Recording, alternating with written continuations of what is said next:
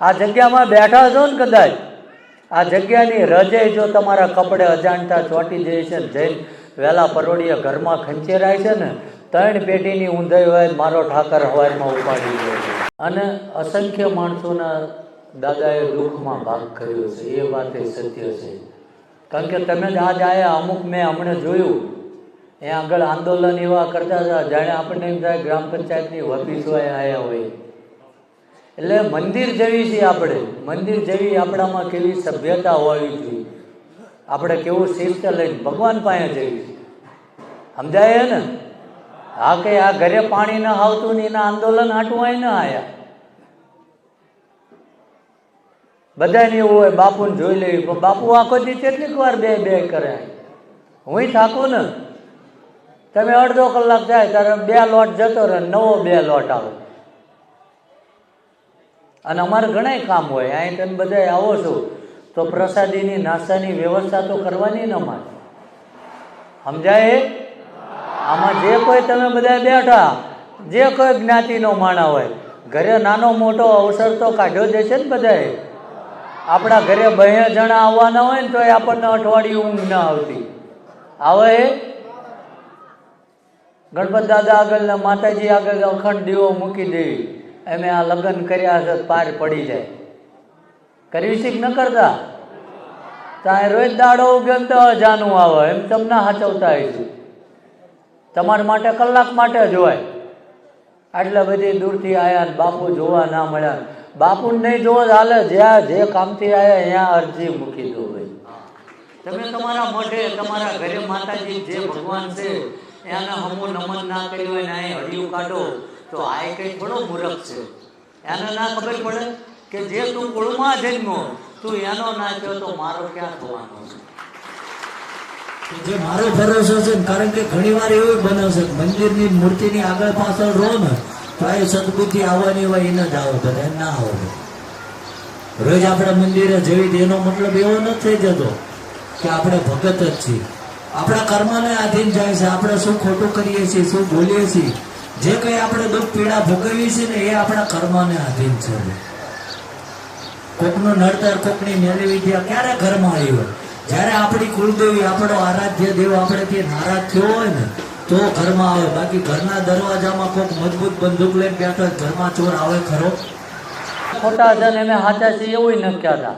અને અમે આ કાયમ કરવાનું એ બ્રહ્માય નથી.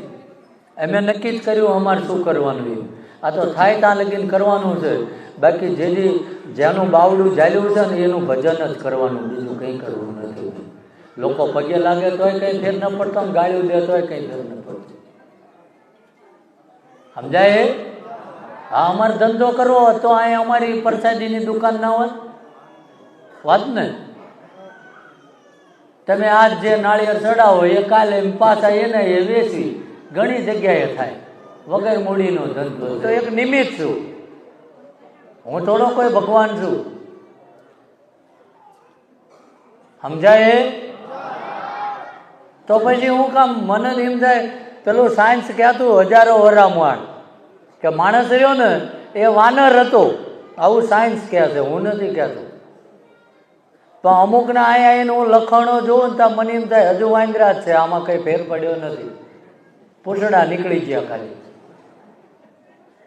ભગવાને આપણને માણસ બનાવ્યા ભલામણ. ક્યાં જવી ભલે જે હોય, જે પદવી હોય, જે જ્ઞાતિના હોય, હું કોઈને એવું નથી કહેતો કે આ નીચા ના ઊંચા. તો આપણે મંદિર જાય છે, આપણે કેવી રીતે રહેવું પડે? આપણે કોકના લગ્નમાં જવી ના હારા લુગડા હોય કોકના માગીને ચમ કે આપણી એન્ટ્રી પડે, કોઈ ટકાવારી ના કાઢે, ગોતવી છે ને ઈસરી ના હોય હમી ફેરવી નાખવી. તો ભલામણા અખિલ બ્રહ્માંડનું સંચાલન કરવાવાળા પરમાત્માના દર્શને જવી તો આપણે મનથી સાફ થઈને જવાય. મનમાં જે આપણી ગ્રંથિ હોય, અહંસણ હોય એ જાપાની બહાર મૂકી જવાય. અહીં અમે શું કામ બેઠા કે એક પ્રયાસ કરીએ છીએ કે જે કંઈ આખો દિવસ દરમિયાન 10,000 માણસો પ્રસાદી લે છે. ક્યાંય કોઈ તમારા ગામમાં અહીંથી ફાળો ઉઘરાવા આવ્યા? અહીં કોઈએ તમને કીધું ગાડી મૂકવાના એટલા પૈસા લેશે? લાલચ છે એટલે તમને એમ થાય અહીં દોડી જઈએ, અહીં દોડી જઈએ. અને એ લાલચનો તમારો ઉપયોગ કર્યો છે. એ શમશાનમાં પોટલું મૂકીને આવ્યા, આજ લગીનમાં કોઈ એવું વ્યક્તિ સાબિત કરે કે એ પોટલું છોડીને મૈજી ભૂતે 94 પ્યાદાનો નાસ્તો કર્યો એવું છે ખરો દાખલો? તો હું કામ ઘરે છોકરાને ખવડાવો ને, અને હું તો કહું આ સાનિધ્યમાં આવો ને તો આ કોઈ કિંમતી ભેટ સોગાદ, કોઈ પ્રસાદી કઈ લઈને ના આવતા. મારો ઠાકર એવું કહે છે કે હું તો તમારા ભાવનો જોઈતો છું.